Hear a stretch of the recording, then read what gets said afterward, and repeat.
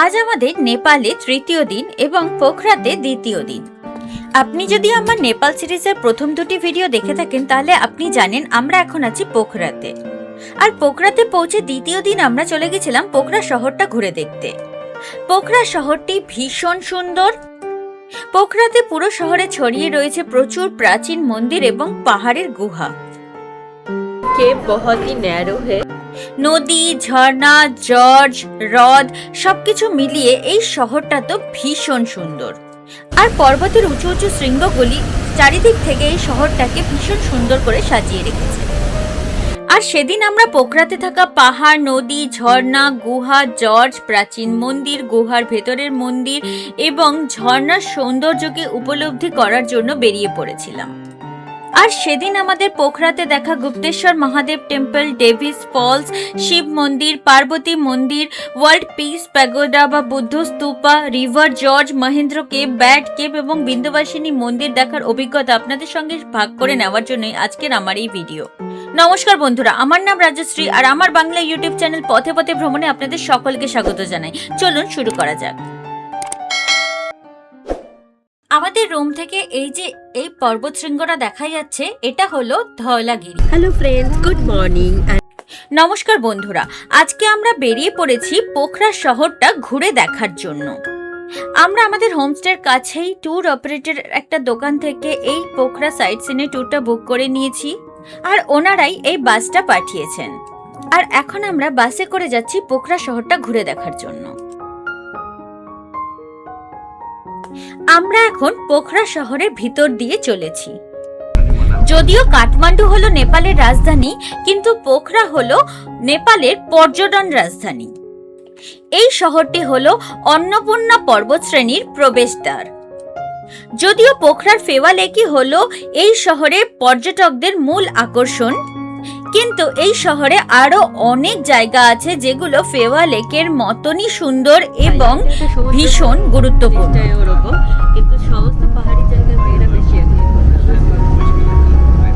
এখন আমরা পোখরা শহরের ভিতর দিয়ে চলছিলাম।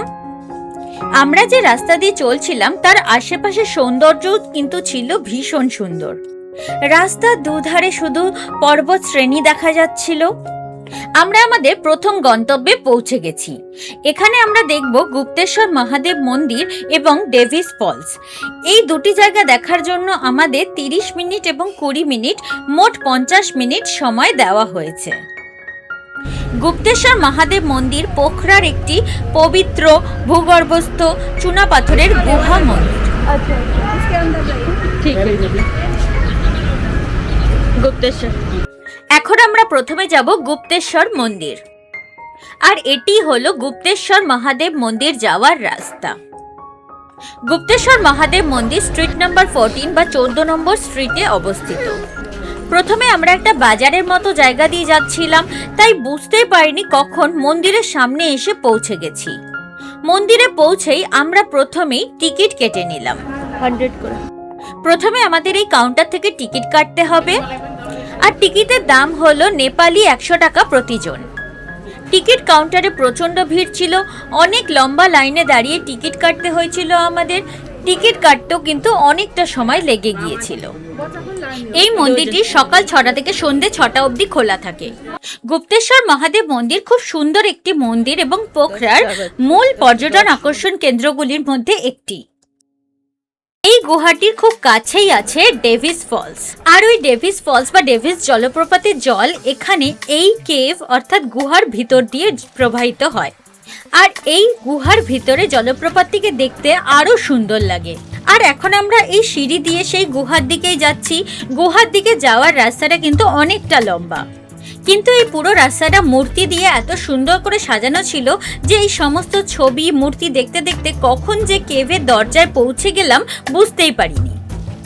গুহায় প্রবেশ করার পথটি একটু ছোট ছিল, তাই একটু মাথাটা ঝুঁকিয়ে প্রবেশ করতে হবে, নয়তো মাথায় চোট লাগতে পারে। যেহেতু এটি চুনাপাথরের গুহা ছিল তাই ছাদ থেকে ক্রমাগত জল পড়ছিল। দেখুন, ছাদ থেকে ক্রমাগত জল পড়ছে। আর গুহাতে প্রবেশ করে প্রথমেই আমরা গণেশ ঠাকুরকে প্রণাম করে নিলাম। আর গণেশ ঠাকুরের আশীর্বাদ নিয়ে আমরা গুহায় প্রবেশ করা শুরু করলাম। এই হলো সেই গুহা। এই গুহার পথ কিন্তু প্রচন্ড সরু ছিল, নিচটা প্রচন্ড পিচ্ছল ছিল, কারণ উপর থেকে ক্রমাগত জল পড়ছিল। আর গুহাটা কিন্তু অনেক জায়গাতে অন্ধকারও ছিল, শুধুমাত্র যেখানে যেখানে আর্টিফিশিয়ালি লাইট দেওয়া ছিল সেখানেই শুধুমাত্র আলো ছিল। আমরা এখন গুহার ভিতর দিয়ে চলেছি।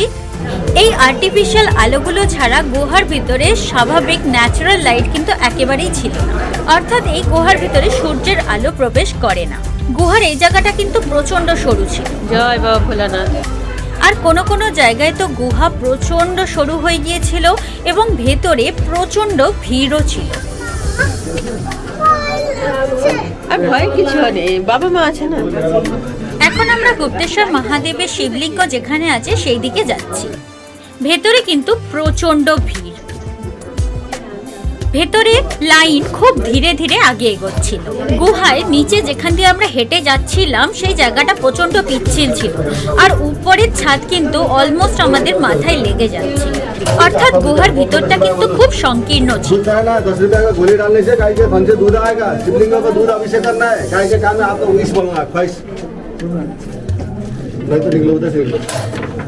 আর এখন আমরা গুহার সেই জায়গায় পৌঁছে গেছি যেখানে শিবলিঙ্গ আছে।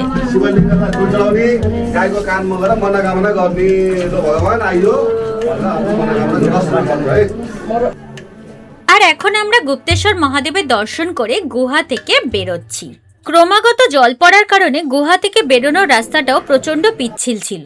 এখন আমরা গুপ্তেশ্বর মহাদেবের দর্শন করে গুহা থেকে বেরোচ্ছি। আমরা গুহার সেই জায়গায় গেছিলাম যেখানে গুপ্তেশ্বর মহাদেবের শিবলিঙ্গ রাখা আছে। এখন আমরা শিবলিঙ্গ দর্শন করে বাইরে বেরোচ্ছি। শিবলিঙ্গ গুহার একটা উপরের অংশে রাখা আছে। এখন আমরা শিবলিঙ্গ দর্শন করে ওখান থেকে বেরিয়ে নিচের দিকে যাচ্ছি। গুহা থেকে নিচের দিকে বেরোনোর রাস্তাটা একবার আপনাদেরকে দেখিয়ে দিচ্ছি। এখানে একটা সাজেশন আমি আপনাদেরকে দিতে চাই, এখানে আসার সময় কিন্তু ভালো গ্রিপের জুতো পরে আসবেন, কারণ এই গুহাটা কিন্তু প্রচন্ড পিচ্ছিল। এখন আমরা ডেভিস ফলস দেখতে যাব। আর ডেভিস ফলসের গেট দিয়ে প্রবেশ করার আগে আমরা টিকিট কেটে নিয়েছিলাম। ডেভিস ফলসে প্রবেশ করার টিকিটের মূল্য ছিল 80 নেপালি টাকা প্রতিজন। এখন আমি ডেভিস ফলস দেখতে যাচ্ছি। ডেভিস ফলসে গেট দিয়ে প্রবেশ করে প্রথমে একটা ছোট পার্কের মতন জায়গা অতিক্রম করে আমরা সিঁড়ি দিয়ে নিচের দিকে নামতে থাকলাম।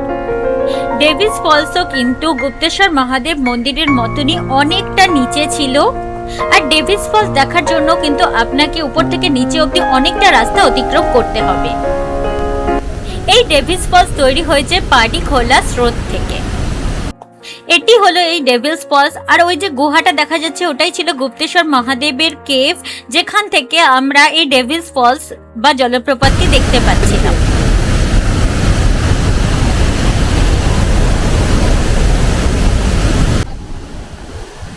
এই পাডিখোলা স্রোতটিও কিন্তু ফেওয়া হ্রদ থেকে সৃষ্টি হয়েছে।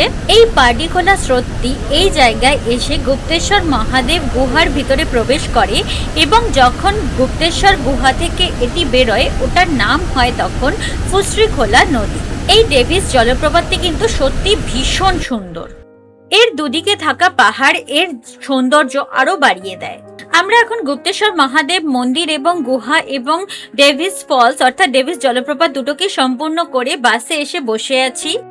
আমাদের এই দুটি জায়গা দেখতে কিন্তু প্রচন্ড পরিশ্রম হয়েছে, কারণ গুপ্তেশ্বর মহাদেব মন্দির এবং ডেভিস ফলস দুটোই কিন্তু দেখার জন্য প্রথমে প্রচুর নিচে নেমে যেতে হয় এবং নিচে দেখার পর আবার উপরে অনেকটা উঠে আসতে হয়, ফলত প্রচুর দৌড়াদৌড়ি করতে হয়েছে এবং এর ফলে আমরা প্রচন্ড পরিমাণে হাঁপিয়ে গেছি। কোনো ব্যাপার না, এখন আমরা বাসে বসে রেস্টই করছি। আমরা যে এই ট্যুরটা বুক করেছি এর খরচ হলো 800 নেপালি টাকা প্রতিজন, কিন্তু এখানে কিন্তু কোনো জায়গার এন্ট্রি ফি ইনক্লুডেড নয়। প্রত্যেকটা জায়গায় গিয়ে সেখানে প্রবেশের জন্য কিন্তু আমাদের আলাদা করে টিকিট কাটতে হচ্ছে। যেমন গুপ্তেশ্বর মহাদেব মন্দিরে 100 নেপালি টাকা এবং ডেভিস ফলসে 80 নেপালি টাকা এন্ট্রি ফি ছিল। রাস্তা থেকে দেখা যাচ্ছিল পাহাড় আর তার সামনে ছোট ছোট বাড়ি। জায়গাটা কিন্তু অপূর্ব সুন্দর ছিল। গুপ্তেশ্বর মহাদেবের গুহা, মন্দির এবং ডেভিস জলপ্রপাত দেখার পর আমরা পোখরাজ সুন্দর পাহাড়ি রাস্তা দিয়ে এগোতে লাগলাম আমাদের পরবর্তী গন্তব্যের উদ্দেশ্যে। আমাদের রাস্তার দুধারের পাহাড়, দুপাশে ছোট ছোট বাড়ি ঘর, ঘন জঙ্গল, চাষের জমি, ঘন নীল আকাশ আমাদের যাত্রাপথকে আরো সুন্দর করে তুলেছিল। আমরা পাহাড়ের উপর দিয়ে চলছিলাম আর দূরে অনেক উঁচু উঁচু পাহাড় পর্বত দেখা যাচ্ছিল, আর এখানে স্টেপ ফার্মিং হচ্ছিল। সত্যি এই রাস্তা দিয়ে যেতে কিন্তু ভীষণ ভালো লাগছিল। রাস্তার ধারে ছোট ছোট সুন্দর সুন্দর ঘরগুলো খেলনার মতন লাগছিল। আর এই সুন্দর রাস্তা দিয়ে ধীরে ধীরে এগোতে এগোতে আমরা পৌঁছে গেলাম আমাদের পরবর্তী গন্তব্য, যেটি ছিল পামডিকোট শিবা স্ট্যাচু। এখন আমরা এসেছি একটা শিব মন্দির দেখার জন্য। এখানে আমাদেরকে 40 মিনিট সময় দেওয়া হয়েছে মন্দিরটা দেখার জন্য। আমরা এখন চলে এসেছি পামডিকোট পাহাড়ে, আর এই পামডিকোট পাহাড়ের উপরে আমরা পামডিকোট শিবা স্ট্যাচু দেখার জন্য এসেছি। এখন আমরা বাস থেকে নেমে হেঁটে হেঁটে যাব শিব মন্দির দেখার জন্য।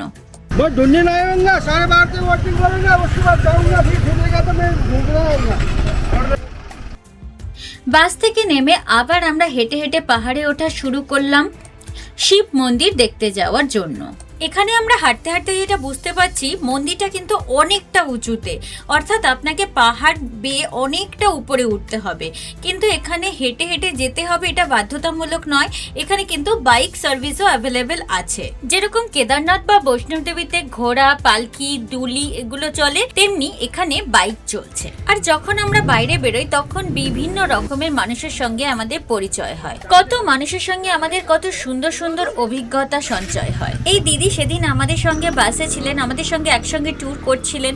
আমার মেয়ের সঙ্গে ওনার খুব ভালো ফ্রেন্ডশিপ হয়ে গেছিল এবং পুরো ট্যুর আমার মেয়ে আর উনি একসঙ্গে করেছিলেন। আর অবশেষে একটা লম্বা পথ চলে আমরা পৌঁছে গেছি শিব মন্দির। এই হলো সেই শিব মন্দির। এই জায়গা থেকে চারিদিকে পাহাড়ের দৃশ্য খুবই সুন্দর ছিল। পামডিকোট নেপালের দ্বিতীয় উচ্চতম শিব মূর্তি, আর এটি হলো পামডিকোট শিবা স্ট্যাচু। পাহাড়ে উঠতে উঠতে অনেকটাই হাঁপিয়ে গিয়েছিলাম, একটুখানি রেস্ট নিয়ে আবার আমরা পাহাড়ে ওঠা শুরু করলাম। এই যে পাশ দিয়ে বাইকগুলো যাচ্ছে ওগুলোতে করে কিন্তু মানুষেরা পাহাড়ে উঠছেন। সাধারণ মানুষ এখানে গাড়ি চালিয়ে উঠতে পারেন না, কেবলমাত্র যারা এই সার্ভিস দিচ্ছেন তারাই বাইকে করে লোকেদেরকে উপরে নিয়ে আসছেন। আর এখান থেকে চারপাশে পাহাড়ের দৃশ্য কিন্তু অপূর্ব সুন্দর। এখানে যেরকম বয়স্ক মহিলাটিকে উনি নামিয়ে দিলেন। এই শিব মূর্তিটি 51 ফিট লম্বা। এই শিব মূর্তিটি একটি সাদা স্তূপের উপরে আছে, যেটি 57 ফিট লম্বা। আর এই শিব মূর্তি এবং সাদা স্তূপা দুটি মিশিয়ে পুরো অবয়বটির উচ্চতা দাঁড়ায় 108 ফুট।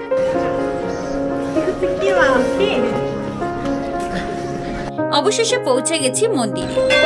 এই জায়গাটি পামডিকোট পাহাড়ের উপরে সমুদ্রপৃষ্ঠ থেকে 1500 ফিট উঁচুতে অবস্থিত। অনেকেই পোখরা থেকে এখানে ট্রেক করে আসেন, আর এখান থেকে ওয়ার্ল্ড পিস প্যাগোডা যান, যেটা এই শিব মন্দিরের খুব কাছে। অনেকেই ওয়ার্ল্ড পিস প্যাগোডা থেকে এই শিব মন্দির অবধি ট্রেক করে আসেন। আমাদের বাস যেখানে দাঁড়িয়ে ছিল সেখান থেকে আমরা ট্রেক করে এই মন্দির অবধি এসেছিলাম, কিন্তু এরপরে এখান থেকে ওয়ার্ল্ড পিস প্যাগোডা পর্যন্ত আমরা পুরোটাই ট্রেক করে গিয়েছিলাম। কিন্তু এই মন্দির থেকে ওয়ার্ল্ড পিস প্যাগোডা অবধি রাস্তাটা ক্রমাগত নিচের দিকেই নেমে গিয়েছিল, যার ফলে এই শিব মন্দির থেকে ওয়ার্ল্ড পিস প্যাগোডা অবধি যেতে খুব একটা কষ্ট হয়নি। এই মন্দির যতটা সুন্দর ছিল, এখান থেকে এর চারপাশের দৃশ্য আরো বেশি সুন্দর ছিল।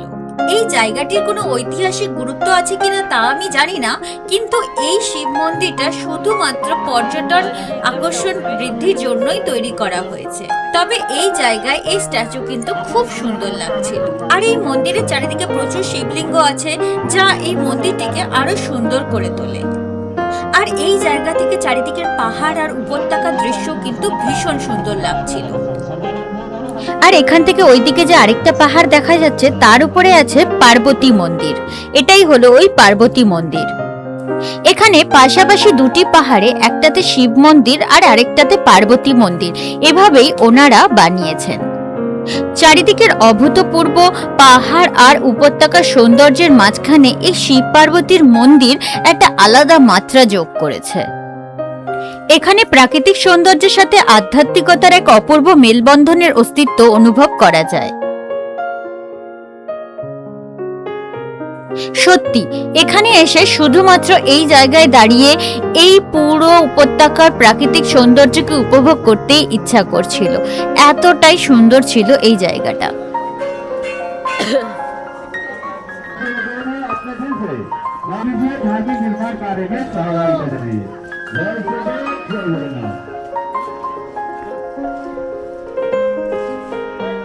ওইদিকেও একটা মন্দির আছে, ওই পাহাড়ের ওপর মাতা পার্বতীর মন্দির, কিন্তু হয়তো আমরা ওই মাতা পার্বতীর মন্দির দেখতে আর যেতে পারবো না, কারণ আমাদেরকে 12:30টার মধ্যে ফিরে আসতে বলেছিলেন, আর এখন 12:10 বাজে। ট্যুর অপারেটরের সাথে যাওয়ার এটাই একটা ডিসঅ্যাডভান্টেজ, আমাদের কাছে হাতে সময় নেই যে আমরা মাতা পার্বতীর মন্দিরটা ঘুরে আসবো।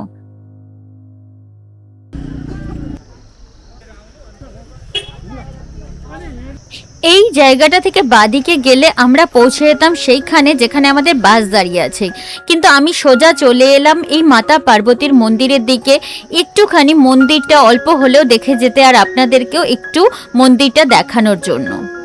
এটা হলো মাতা পার্বতীর মন্দির। যেমন ওই পাহাড়ের উপরে আছে ভগবান শিবের অর্থাৎ মহাদেবের মূর্তি, তেমনি এই পর্বতের উপরে আছে একটি বড় মাতা পার্বতীর মূর্তি। এখানে প্রচুর কিন্তু খাবারের দোকান ছিল, ফলের দোকান ছিল, কিন্তু আমাদের কাছে খাওয়ার জন্য সময়ই ছিল না। তবে এখানে ট্রেক করে যাওয়া ম্যান্ডেটরি নয়, আমরা করতে পারতাম তাই চলে গিয়েছিলাম, নয়তো আপনি এরকম বাইকে করেও কিন্তু যেতে পারেন। This is the true inspiration. ওটা হলো ওই পার্কিং করার জায়গাটা যেখানে আমাদের বাস দাঁড়িয়ে আছে। আমরা পৌঁছে গেছি, এখন 12:20 বাজে। আমরা 12:20-তে পৌঁছে গেছি। আমাদের 12:30টায় পৌঁছানোর জন্য টাইম দেওয়া হয়েছিল, আমরা সময়ের আগেই পৌঁছে গেছি। এখনই আমরা যে মন্দিরটা দেখে এলাম তার নাম হলো ভূমেশ্বর মহাদেব মন্দির। আর এখন আমরা ভূমেশ্বর মহাদেব মন্দির থেকে যাচ্ছি ওয়ার্ল্ড পিস প্যাগোডা। ওই যে যেটা দেখতে পাই না ওটাই। ভূমেশ্বর মহাদেব টেম্পল থেকে ওয়ার্ল্ড পিস প্যাগোডা অবধি পুরো রাস্তাটাই আমরা হেঁটে হেঁটে গিয়েছিলাম। এই ওয়ার্ল্ড পিস প্যাগোডা অনেকটা উপরে অবস্থিত, যার জন্য নিচ থেকেও এই ওয়ার্ল্ড পিস প্যাগোডা দেখা যায়। আমরা যেখানে থাকি পোখরাতে, সেখান থেকেও এই ওয়ার্ল্ড পিস প্যাগোডা দেখা যায়। এখন আমরা বৌদ্ধ শান্তিস্তূপা দেখার জন্য যাচ্ছি। এখানেও আমাদের পাহাড়ি রাস্তা ধরে অনেকটা হেঁটে যেতে হবে। যে কোনো জায়গায় আমরা যাচ্ছি, হয় পাহাড়ের উপরে উঠতে হচ্ছে, নয় নিচে নামতে হচ্ছে। আজকে পুরো ট্রিপে কখনো আমরা পাহাড়ের উপরে উঠছি, কখনো নিচে নামছি, এভাবেই আমাদের পুরো ট্রিপটা যাচ্ছে।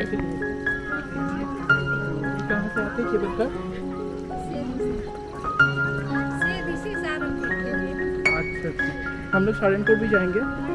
नहीं जाएंगे? इसके बाद कहाँ जाएंगे? इसके बाद कैसे उधर खाना भी खाएंगे, रिवर भी देखेंगे। अच्छा। আর আমার সামনে ব্লগিং করছিল এই খুদে ব্লগার। এই রাস্তাটা কিন্তু ভীষণ সুন্দর ছিল, যদিও আমাদেরকে একবার উপরে একবার নিচে এভাবে ক্রমাগত যেতে হচ্ছিল, কিন্তু এই রাস্তায় একদিকে পাহাড় আর অন্যদিকে হ্রদ রাস্তাটাকে ভীষণ সুন্দর করে তুলেছিল। এত সুন্দর পাহাড়ি পথ ধরে হাঁটতে ভীষণ ভালো লাগছিল। আর এখন যে আমরা বৌদ্ধ শান্তিস্তূপা দেখতে যাচ্ছি, সেই বৌদ্ধ শান্তিস্তূপাটাই কিন্তু আমরা নিচ থেকে দেখতে পাই। রাত্রিবেলা এই বৌদ্ধস্তূপার আলো দেখা যায়, আর এই বৌদ্ধস্তূপাটা এতটাই উপরে যে নিচে যে কোনো জায়গা থেকে এই বৌদ্ধস্তূপাকে দেখা যায়। हेलो, नाम क्या है तुम्हारा? আর এটা হয়তো ভ্রমণের সবচেয়ে বৃহত্তর অংশ। কত সহজে আমরা ঘুরতে ঘুরতে কারুর বন্ধু হয়ে যাই, কারুর খুব কাছের হয়ে যাই। আমার মেয়ে আমাকে ছেড়ে অন্য একজন আন্টির সঙ্গে পুরো ট্রিপে ঘুরেছিল, আর এই বাচ্চাটি পুরো ট্রিপে আমার সঙ্গেই ঘুরছিল।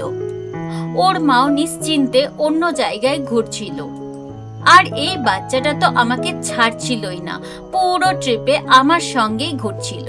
এই বাচ্চাটির আমার সাথে ঘুরতে ভালো লাগছিল, আর আমারও ওর সাথে ঘুরতে ভালো লাগছিল। এখন আমরা নদীর জর্জ দেখতে চলে এসেছি। এটা আমাদের পরবর্তী গন্তব্য। যেখানে আমরা লাঞ্চ করতে এসেছিলাম সেখানেই আমরা নদীর জর্জ দেখতে এসেছি, আর ওটাই দেখার জন্য এখন আমরা যাচ্ছি। বাপরে, এটা তো অনেক নিচে। বৌদ্ধ শান্তি স্তূপাতে ক্যামেরা অ্যালাউড ছিল না, তাই ওখানে আমি ভিডিও করতে পারিনি। বৌদ্ধ স্তূপা থেকে নামার সময় অনেক সিঁড়ি ছিল, আর জানি না কেমন করে সেই সিঁড়ি দিয়ে নামার সময় আমার পা হঠাৎ করে মচকে গিয়ে আমি পড়ে গিয়েছিলাম, আর তারপর থেকে আমার হাঁটতে একটু অসুবিধা হচ্ছে।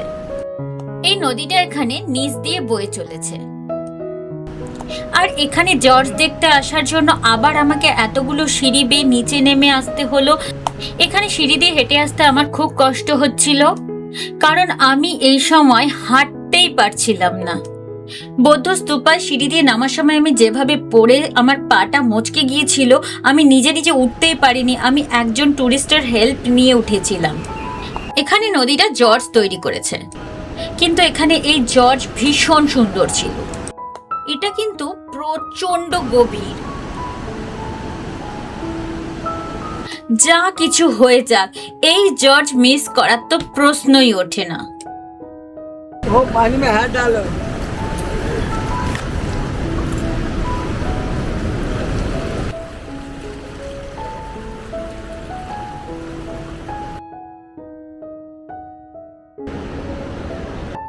এটাই হলো সেই জর্জ।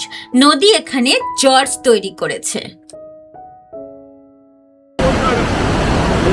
এটা খুব নিচে ছিল, আর আমরা ব্রিজের একদম উপরে ছিলাম। সত্যি এটা দেখে কিন্তু একটু ভয়ই লাগছিল। এই নদীটা এখানে জর্জ তৈরি করেছে, আর এটা উপর থেকে দেখতে ভীষণ সুন্দর লাগছে। এই নদীর জর্জ প্রচন্ড গভীর ছিল, আর এরপরে আমরা সিঁড়ি দিয়ে আবার উপরের দিকে উঠতে লাগলাম। নদীর জর্জ দেখার পর আমরা আবার বেরিয়ে পড়েছি, আর এখন আমরা বাসে আছি, আর আমরা এখন বাসে করে যাচ্ছি আমাদের পরবর্তী গন্তব্যের উদ্দেশ্যে।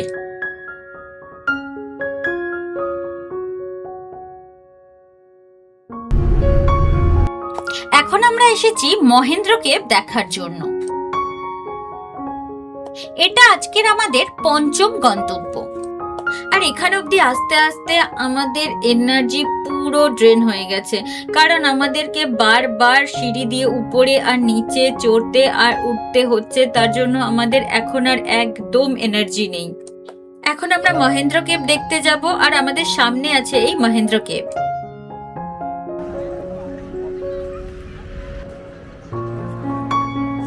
এটি হলো মহেন্দ্র কেভ। এখানে ঢোকার জন্য প্রথমে আমাদের এখান থেকে টিকিট নিতে হবে। এখানে টিকিট কাউন্টারে কিন্তু প্রচন্ড ভিড়। এখন আমরা মহেন্দ্র কেভের গেট দিয়ে ভিতরে প্রবেশ করেছি, আর এখন আমরা এই দিকে আরো দেখানো আছে, এই দিকটায় যাব। এই দিকটায় কেভ আছে। মহেন্দ্র কেভে ঢোকার টিকিটের মূল্য ছিল 150 নেপালি টাকা প্রতিজন। এই মহেন্দ্র কেভ সকাল 9টা থেকে বিকেল 5টা অবধি প্রতিদিন খোলা থাকে। এটি হলো মহেন্দ্র কেভ। 1950 সালে একজন স্থানীয় পশুপালক এই কেভটিকে অর্থাৎ গুহাটিকে খুঁজে পেয়েছিলেন। সেই সময়কার দেশের রাজা মহেন্দ্র বীর বিক্রম শাহ দেবের নামে এই কেভটির নামকরণ করা হয়। এই গুহার ভেতরটাও কিন্তু পুরো ড্যাম এবং পিচ্ছিল ছিল। এখানে আসার জন্য ভালো গ্রিপের জুতো কিন্তু খুব প্রয়োজন। खाना पीना परिवार को देखभाल करना इतना ही है हमारा जीवन। इतना ही है नहीं, हम सर्वश्रेष्ठ है। हम सर्वश्रेष्ठ प्राणी है। हमको खुद को पहचानना है। Thank you. I think you had a nice experience in this fabulous cave. Yes. Lord Ganesh is considered the most important god in the Hindu culture. Yes. Thank you. God Thank bless you. you. Thank All the you. best. Thank you. Thank you Nepal. Thank you Kopra. Thank you. Thank you Mahendra Gupta. Hara Hara Shambho Shambho Shambho Karpura Gauram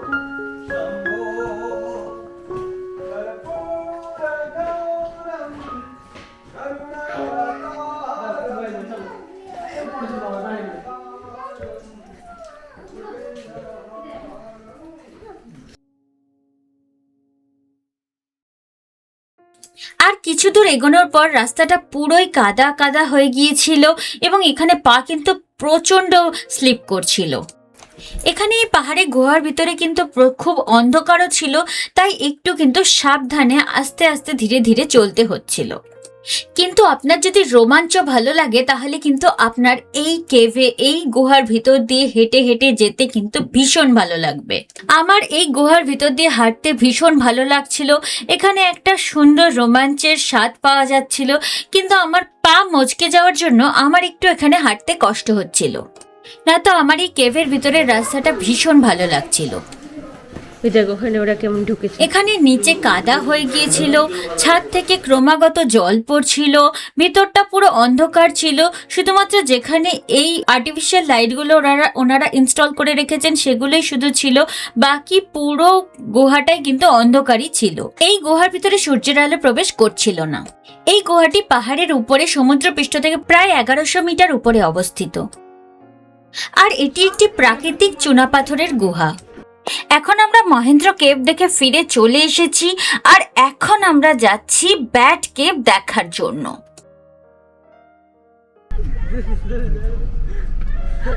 আমরা এখন bat cave পৌঁছে গেছি, আর যেমনটা আমি আগেও আপনাদেরকে বলছিলাম যে যেখানে আমরা নামছিলাম সেখানেই আমাদেরকে পাহাড়ে হয় প্রচণ্ড উপরে উঠতে হচ্ছিল বা প্রচুর নিচে নামতে হচ্ছিল, যার ফলে আমাদের বাসের সবারই খুব অবস্থা খারাপ। এখন আমাদের বাসটা ব্যাট কেভের সামনে এসে দাঁড়িয়েছিল। ওনারা আমাদের নামতে বললেন ব্যাট কেভ দেখতে যাওয়ার জন্য, কিন্তু আমাদের বাসে কারোর এখন আর ক্ষমতা নেই যে ব্যাট কেভ দেখতে যাবে। ফলত আমাদের বাস থেকে কেউ নামেননি ব্যাট কেভ দেখতে যাওয়ার জন্য, আমরাও নামিনি ব্যাট কেভ দেখতে যাওয়ার জন্য। ফলত আমাদের বাস আবার ছেড়ে দিয়েছে, আর এখন আমরা যাচ্ছি আমাদের পরবর্তী গন্তব্যের উদ্দেশ্যে, যেটা হলো বিন্ধ্যবাসিনী মন্দির। ব্যাট কেভ আমরা স্কিপ করে দিয়েছি, আমরা দেখিনি, আর এখন আমরা যাচ্ছি বিন্ধ্যবাসিনী মন্দির দেখার জন্য। ব্যাট কেভ পৌঁছে আমাদের গাইড যখন ব্যাট কেভের ডেসক্রিপশন দিচ্ছিলেন তখন উনি বলেছিলেন ব্যাট কেভ 200 মিটার লম্বা, আর এটা শুনেই সকলে আরও হাঁপিয়ে গিয়েছিল, আর ঠিক করে নিয়েছিলাম সকলেই যে আমরা আর ব্যাট কেভ যেতে পারবো না। আমরা এখন যাচ্ছি বিন্ধ্যবাসিনী মন্দির দেখার জন্য, আর এটা আজকের আমাদের এই ভ্রমণের শেষ গন্তব্য। বিন্ধ্যবাসিনী মন্দির পোখরার একটি বিখ্যাত এবং জনপ্রিয় ভ্রমণস্থল, আর সেই জন্যই টায়ার্ড হওয়া সত্ত্বেও আমরা চলে এসেছিলাম বিন্ধ্যবাসিনী মন্দির দেখার জন্য। अब लास्ट होगा ये खाना ना। হ্যাঁ শায়দ লাস্ট। আর মন্দিরের দিকে এগোতে এগোতে দেখতে পেলাম মন্দিরটা কতটা উপরে, আর আমাদেরকে আবার সিঁড়ি দিয়ে উপরে উঠতে হবে। এটা দেখে সবাই আবার আমরা একটু টায়ার্ড হয়ে গেলাম, কিন্তু বিন্ধ্যবাসিনী মন্দির পোখরার বিখ্যাত মন্দির, তাই আমরা এটা মিস করতে চাইনি। কিন্তু এখানে এসে আমাদের কারোর মধ্যে অতটা এনার্জি ছিলই না যে আমরা উপর পর্যন্ত উঠব, কিন্তু এই মন্দিরে এত কষ্ট করে সিঁড়ি দিয়ে উপরে ওঠা যথেষ্ট সার্থক হয়েছিল, কারণ এই মন্দির ছিল ভীষণ সুন্দর। সত্যি পাহাড়ে উঠছি আর নামছি। আর এখানে আমরা জুতো খুলে মন্দিরের দিকে যেতে লাগলাম, আর মন্দিরের পিছন থেকে পাহাড় দেখা যাচ্ছিল, আর এটাই ছিল সেই ভীষণ সুন্দর বিন্ধ্যবাসিনী মন্দির। হ্যাঁ সত্যি খুব সুন্দর মন্দির।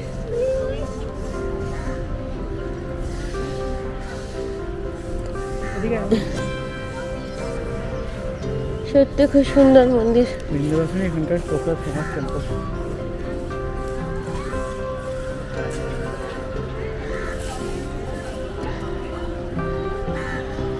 এই মন্দিরটি পোখরার প্রাচীনতম এবং বিখ্যাত মন্দির। মা বিন্ধ্যবাসিনী কিন্তু দেবী দুর্গা বা কালীরই রূপ।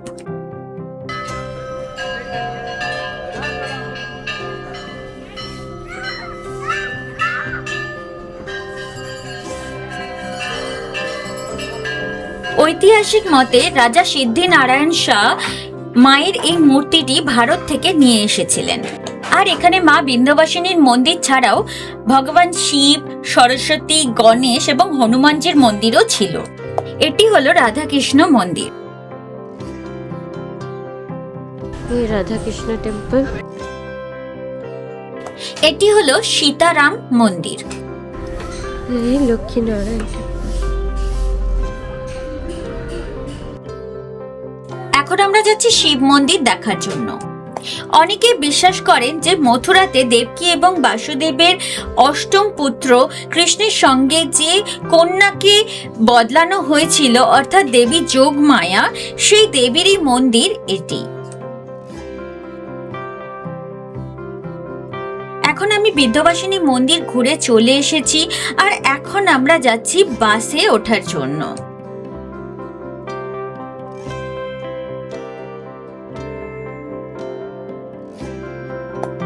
এটি ছিল এই বিন্ধ্যবাসিনী মন্দির।